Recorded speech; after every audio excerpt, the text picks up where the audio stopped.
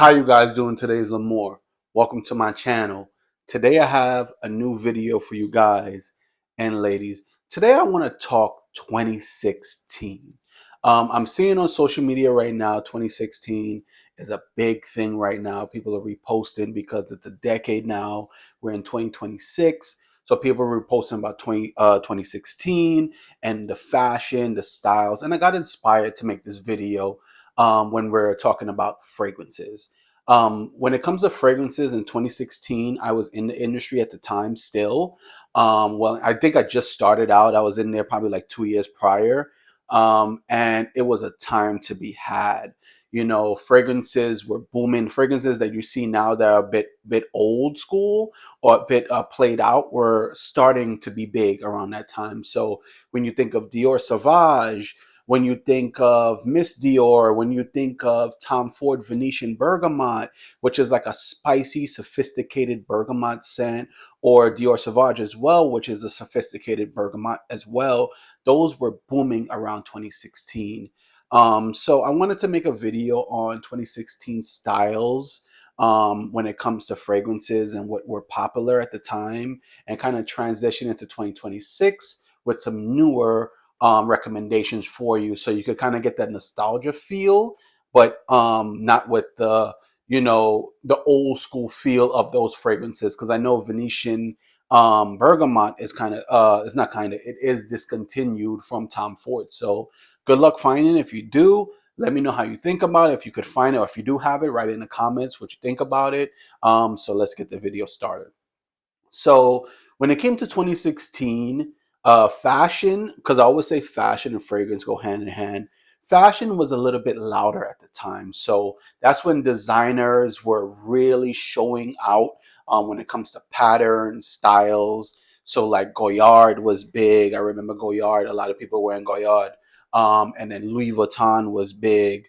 Gucci, everybody had the Gucci belts. At the time, I was wearing Rick Owens still, because I love Rick Owens. So I would wear Rick Owens, and then during the day, I actually worked for Zegna and Giorgio Armani, which I kind of transitioned into fragrances. But at the time, I was working in suiting, so the quiet luxury was always around, but it wasn't popular. So I would wear my suit or whatever at work, and then I would leave and then throw on the Rick Owens after. So Rick Owens, heavy designers, loud patterns. Versace was big. I remember Versace had a lot of loud pieces as well that I've had.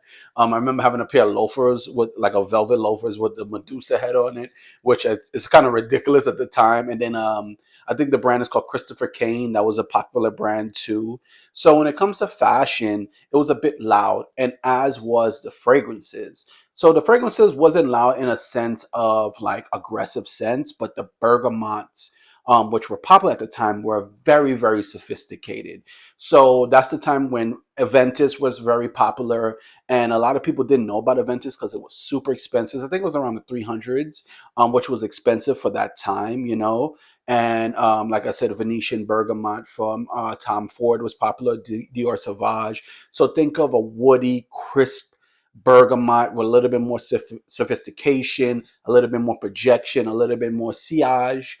Was very popular at the time because the fashion was big, and then the fragrance had to be as grand, but not so much. Very masculine sense was popular. So for right now, if you're looking for those 2016 scents, that is kind of nostalgic but popular right now, I'll list a few. So if you're looking for that gourmand, not gourmand, but like that bergamot sophistication with a hint of gourmand, you can do like Amres Homme, which is a beautiful scent from MFK.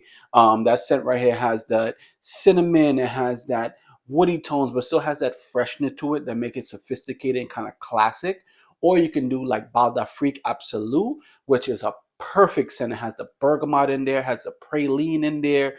It's a beautiful projection, long staying power, beautiful, sophisticated, can be universal. Women and men can wear it.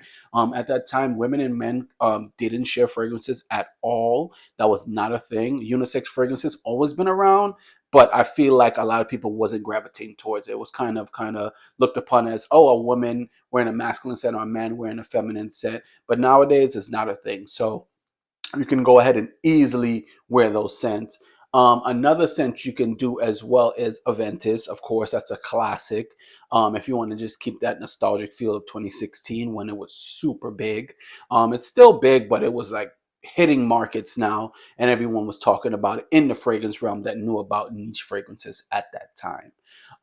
And then Chanel number 5 was big as well. So if you're looking for that Chanel number 5 feel for the ladies, you can do like Darcy from Parfums de Marly is a beautiful, sophisticated scent, or Velvet Haze from Byredo is another great scent you can do, which is beautiful. Another scent I forgot to mention is I think Tigar from Bulgari. I actually have that scent. It's newer in my collection, and that gave me that nostalgic 2016 smell or feel when I smelled it. That is a beautiful scent, very sophisticated. Projection is great, very masculine. Women can pull it off as well, but it is typically a more masculine scent, I would say, lean towards because of those woody tones and sharpness. But women definitely be intrigued by it and wear it as well. Another scent that you can do if you want, which was really popular at the time, was gourmands, but not your typical gourmands. Not like nowadays. They kind of took over gourmands and made them like vanilla cake and all these things. It wasn't like that. It was like your vanillas, but more in a fresher, sophisticated way. So think of Gentle Fluidity Gold. That's a vanilla scent, but it's not really vanilla. It's like vanilla, then it has some woody tones there. Or Altair from Parfums de Marly is a beautiful scent, or Vanille Antique. Those are vanillas, but they're more aged vanillas. They're more sophisticated vanillas. They're not your candy like vanilla. They're like your grown up vanillas. You know, there's vanillas when you were a kid that you eat, then there's vanillas as adults that you eat. And you know kind of the difference between the artificial one and the real one. So that's what I would say in the comparison of vanillas when it comes to fragrances nowadays. I feel like it's kind of artificially. So you got to go to those more sophisticated vanillas. So like I said before, Vanille Antique from Byredo, Gentle Fluidity Gold from MFK. You can do for that sophisticated vanilla, or Altair. Perfect from Parfums de Marly for that sophisticated vanilla.